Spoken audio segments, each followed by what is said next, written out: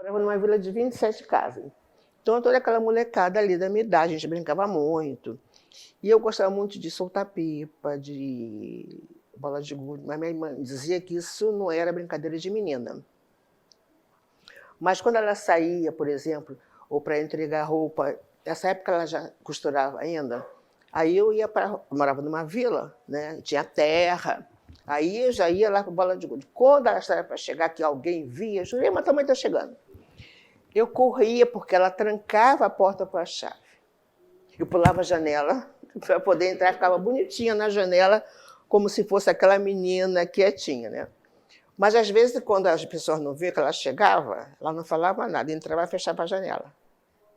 E aí? Eu não tinha como, né? Não tinha como. A gente não pode imaginar qual era o horror. Que eu tinha que bater na porta para ela abrir a porta. Ela só olhava e não dizia nada. Eu já sabia que aquilo era um castigo das contas. Ela não me batia muito, mas meu pai me batia. Meu pai tinha um cinto de couro que ficava pendurado ali na sala. Quando ele pegava aquele cinto, aí ele me encurralava na parede, no canto, para eu não fugir. Porque se eu conseguisse ir para o fundo da casa, para o quintal, tinha uma vizinha, dona Albertina, que não admitia que ele me batesse. Era só eu gritar para ela assim, não bate na minha menina. Meu pai trabalhava à noite, chegava de manhã, né, quando ele é padeiro, né, e trabalhava à noite para de manhã os pães saírem, né. E quando ele chegava, minha mãe botava, ele almoçava a hora que ele chegava. E, por exemplo, tinha aqui a sala, um corredor, no final era a cozinha. E cada vez, minha mãe fez chuchu ensopado com camarão. Eu ia da sala para o quintal, tirava um camarão. Quando meu pai foi almoçar, minha mãe pediu para ele fazer alguma coisa, ele falou assim, não é para sair, vou só brigar com a minha mãe. Trabalhando a noite inteira, comer chuchu é água. Eu falei assim, mas não tem camarão? Não tem camarão nenhum. Gente, minha mãe, eu e meu pai. O camarão não sai voando. Gente, aquele dia eu levei uma surra. Agora, eu não como camarão com chuchu. Mas eu como camarão e como chuchu. Os dois juntos, não. E meus pais eram assim, muito rígidos. A minha avó, por exemplo, que também ficava assim, bolo era na batedeira, imagina, um alguidar, né? Com aquela colher de pau. Fica todo mundo ali para depois lamber o alguidar ou então a colher de pau. E estava todo mundo ali esperando eu e meus 2 irmãos. E meu irmão do mês que morreu, o Gildo, ele espirrou. Minha avó não fez questão. Aí eu falei assim, seu porco cuspindo, espirrando no bolo? Minha avó olhou para mim, Gildo, cospe no bolo. Aí meu irmão nada, Gildo, cospe no bolo. Ele não tinha, lá pegou o chinelo, não sei onde ele arranjou, ele cuspiu no bolo. Ela continuou a bater. Fez outro bolo. Naquele bolo, esse bolo aqui é seu, para você deixar de chamar seu irmão de porco. E eu tive que comer aquele bolo. Quer dizer, me pergunta se eu gosto de bolo. Amo o bolo.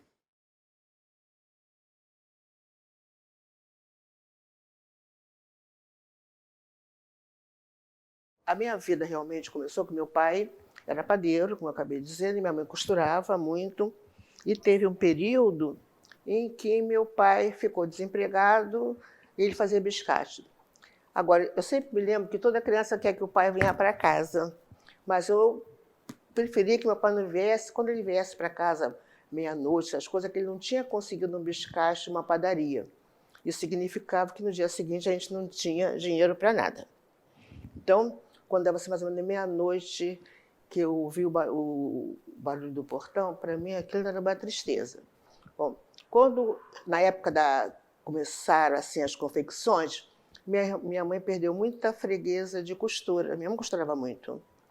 E aí precisou dizer que eu me vestia muito bem, ela olhava seus vestidos nas vitrines e fazia. Ela foi lavar roupa para fora. E aí, quer dizer, a vida começou a mudar muito. E uma dessas freguesas da minha mãe, Dona Samaritana, ela foi subsecretária de Educação. Então ela perguntou à minha mãe se não queria que eu viesse estudar no Pedro II. Eu tenho certeza que minha mãe nem sabia que era Pedro II. Eu morava em Olaria. Minha mãe disse que sim, porque nessas alturas não tinha para onde ir. E fui estudar, na época era a Zona Sul. Né? Depois virou Unidade, agora é Campus Humaitá. Depois eu fui para o centro. Porque, na verdade, era muito sacrifício mesmo. Para o centro eu pegava só um bonde. Tinha um inspetor, tinha o guarda-amaral. Qualquer aluno que fosse atravessar a rua, ele parava o trânsito para a gente. Aquele apito dele não tinha como, né? Ele também nos protegia. Eu fico imaginando agora, nesse instante, o Amaral com esse trânsito louco que tem. Como é que ele iria fazer? Mas ele iria parar o trânsito para a gente, né? Os alunos do Pedro II é assim como se... Sabe aquela... Não sei se o termo é esse, galinha que abraça, levanta as asas, que era assim o Amaral.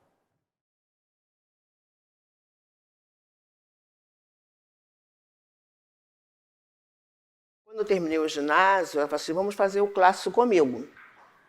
Eu fui fazer o clássico. E quando terminou o clássico, eu gostava muito de línguas, realmente. Inglês, não, sempre fui péssima aluna em inglês. Eu tirava a nota porque era para passar de ano, né?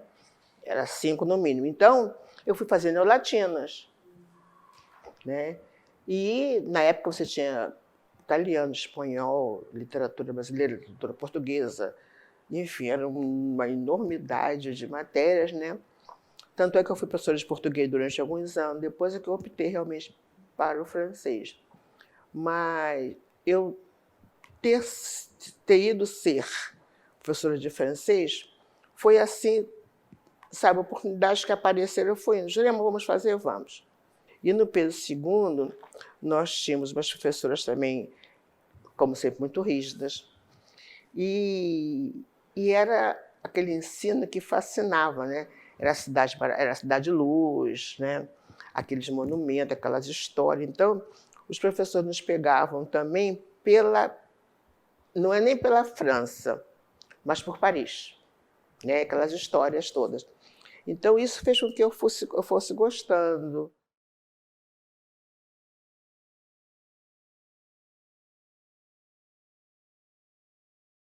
Eu fui para Tijuca, no campus Tijuca, com o Thier, que era o diretor. O Thier era muito rígido. Nessa época de 80, não tínhamos essa liberdade assim, política não tínhamos, não. Não tínhamos mesmo, né? Mas a gente conseguiu, tinha um grupo assim, muito bom que trabalhava, porque muito foi assim de ter assim, uns grupos de trabalho, sabe? De trabalhar coletivamente, sabe? Eu era assim muito... Não é que eu fosse politizada, mas eu sabia que a gente tinha que brigar se conseguir alguma coisa, que nada seria dado, sabe? A gente pegava, eu fazia piquete realmente na porta da escola, e o Thier não gostava muito disso, nem um pouco. Mas nunca ele veio me chamar a atenção por isso. Porque ele talvez soubesse que aquilo também seria bom para ele. Mas ele era assim, muito distante, pelo menos assim, de mim como professora. E os alunos eram muito mais abertos aos professores. Chegavam mais, conversavam, discutiam mais do que na minha época, que era o professor lá, né, magistralmente naquela aula, sabe? Não tinha essa de você ter muita amizade, muito contato com o professor, assim, ser íntimo do professor. Essa diferença eu senti como aluna, depois como professora lá na Tijuca.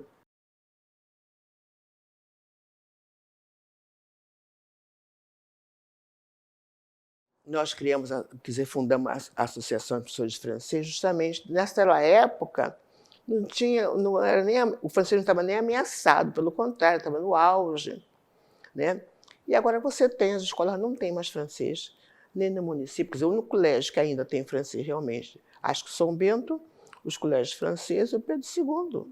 Nós temos aluno do Pedro II, um aluno meu, quer dizer, ele foi para o aluno por acaso. Ele está no Médicos Sem Fronteiras, quer dizer, estudando com o francês. Gente, foi nos anos 90. Nós temos o Delphi aqui no Pedro II. No primeiro ano do Delphi, ninguém sabia o que era isso. O consulado pagou, acho que são de 80 alunos, me parece. A menor nota que os alunos tiveram foi 90. A Vera já se aposentou. O filho dela foi meu aluno no Engenho Novo. E havia um concurso do consulado francês, uma redação, no Brasil todo. Aí 2 alunos meus do Engenho Novo fizeram a redação e foram sorteados, foram eles para a França. Ficaram 10 dias em Paris. Uma professora da Bahia que os acompanhou. Eles achavam que eu que fosse acompanhá-lo. Aí, no ano seguinte, eles estavam no segundo ano, houve o mesmo concurso, eu falei assim para o filho da Vera, não me lembro mais o nome dele. Ele é músico na Alemanha. Eu falei assim, gente, vocês não vão dar para o mesmo aluno a mesma bolsa. Você pode até fazer, mas eu acho que o incentivo a não fazer. Como é que vão dar? O bandidinho fez a redação e foi para a França. E todo contente. Ele, terceiro ano, foi embora, foi para a UF.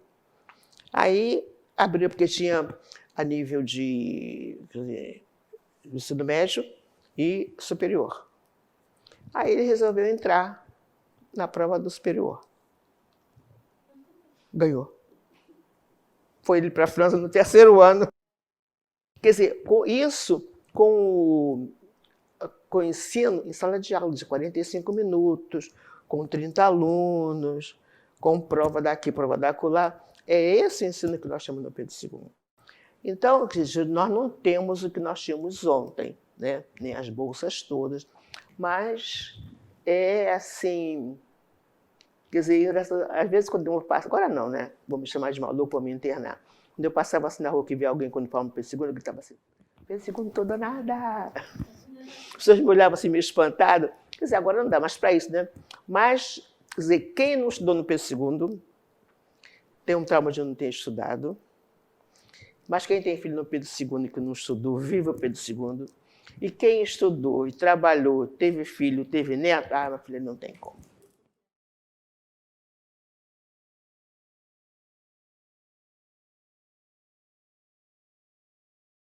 E, quer dizer, a Nádia teve esses 3 filhos fora de casamento, um de um pai, 2 de outro, o Jorge de um pai, Isabela e o Ronaldo de outro pai.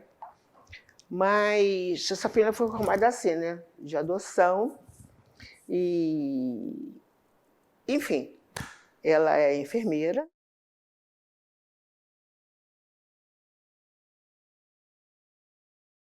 Eu me lembro que eu fiquei ali muito tempo sem sentar, sem dançar mesmo. Eu me lembro na hora da valsa, tinha aquela valsa e tudo. Mas eu me lembro de um colega que me chamado para dançar o baile inteiro. Agora, e também depois, por exemplo, quando eu fui diretora do Simpro. E todo ano tinha aquele baile do professor. E tinha aquela brincadeira e tudo. Mas eu também me lembro que as pessoas também não me chamavam para dançar, não me tiravam para dançar, não. Quer dizer, a gente vai percebendo que a coisa era tão natural, né, de não fazerem as coisas, que aquilo passava como se fosse o normal. Né? Eu me lembro que eu tenho uma afilhada, ela agora está morando em São Paulo, e a irmã dela resolveu fazer operação no nariz. Aí eu cheguei toda empolgada. E eu falei para o meu pai se ele podia pagar para fazer a operação no nariz, porque era um nariz chato. Ela falou assim, você nasceu assim, você vai morrer assim.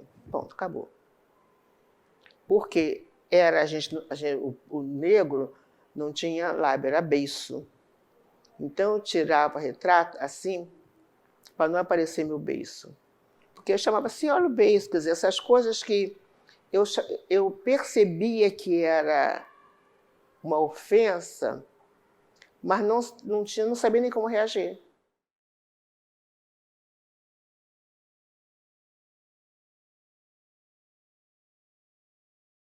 Júlio era assim, um homem muito festeiro.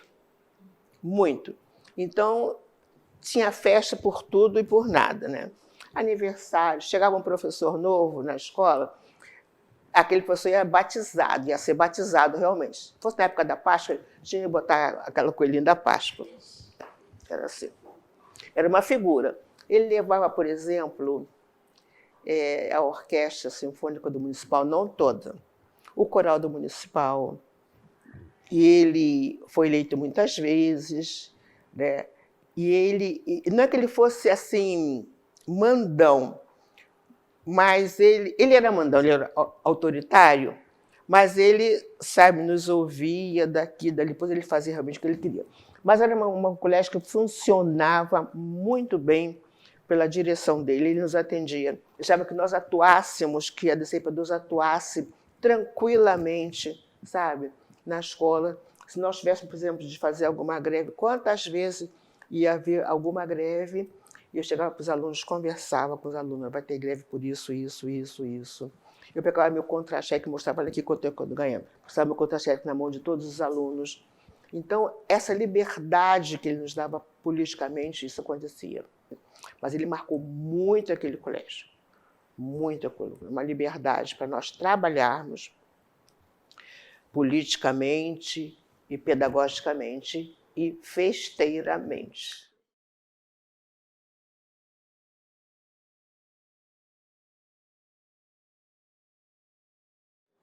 Bom, o movimento sindical eu comecei realmente quando eu me formei, né, já quando eu caso, e depois eu fui trabalhar na Aliança, nos anos 70, e uma colega, uma chapa para o sindicato, me indicou. E eu assim, gente, como é que eu vou ser diretor de sindicato? Não tem a menor chance. Aí eu falei que não.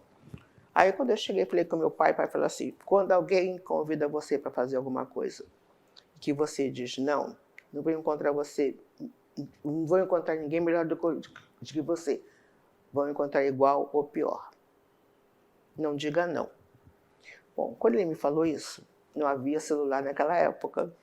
Aí eu, a noite inteira, sem dormir, desesperada, quando me lembro, deu quase 6 horas, eu liguei para a Heloísa. Heloísa, eu aceito.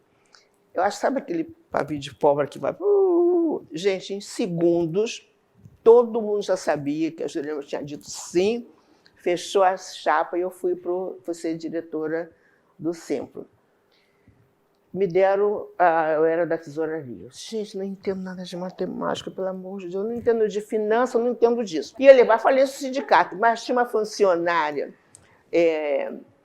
Márcia Timóteo, ela era da tesouraria. A Márcia foi assim, meu braço direito, meu braço esquerdo. Ela dizia assim, Jurema, assina aqui, eu assinava de olhos fechados. Porque a Márcia foi realmente que sustentou aquela tesouraria, porque eu, nada. Agora, havia muitos lances assim, terríveis, que muitos professores demitidos, né? Na hora da homologação, quantos professores, quando eles desciam, tinham que devolver o cheque lá embaixo?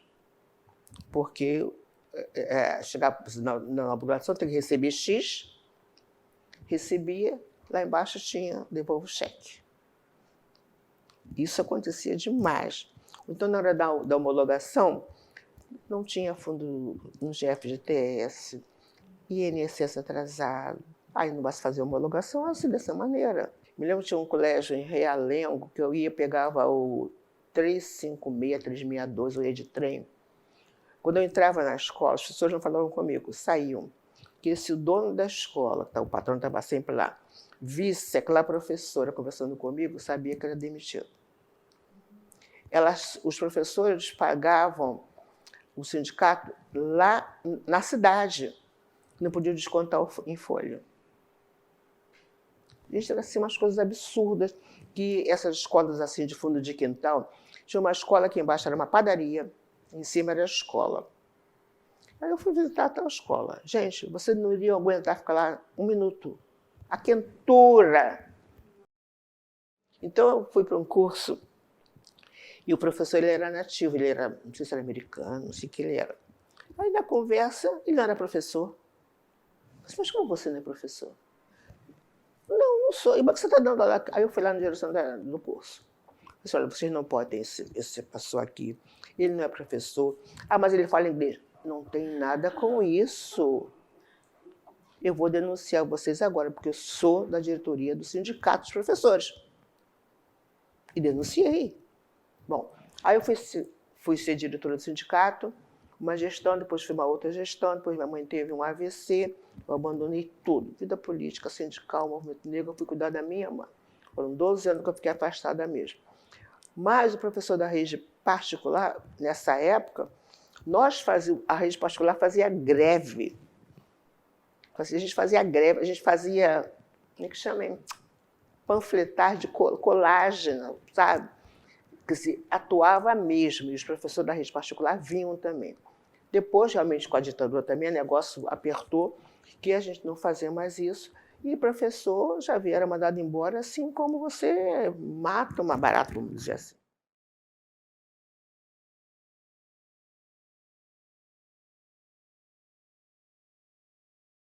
Eu comecei nos anos final de 70, 80.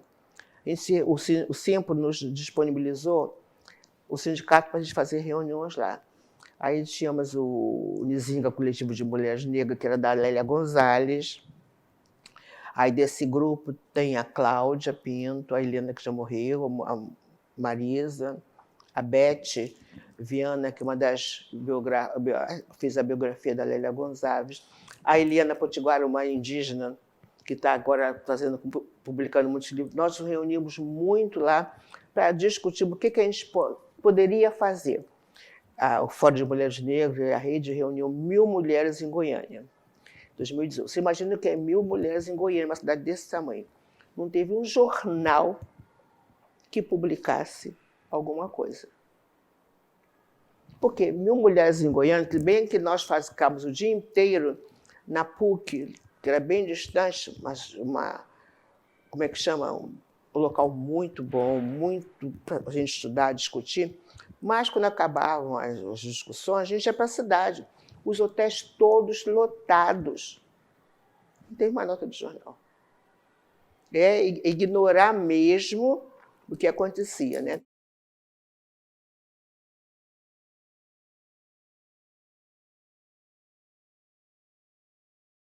Então, era assim, de disciplina, de formação e de alegria. É de uma alegria muito grande. Quer dizer, e de luta, né? Porque isso fez com que eu continuasse lutando pelo segundo, mesmo fora dos quadros da escola. É assim, de muito amor, de muita alegria, de muita luta.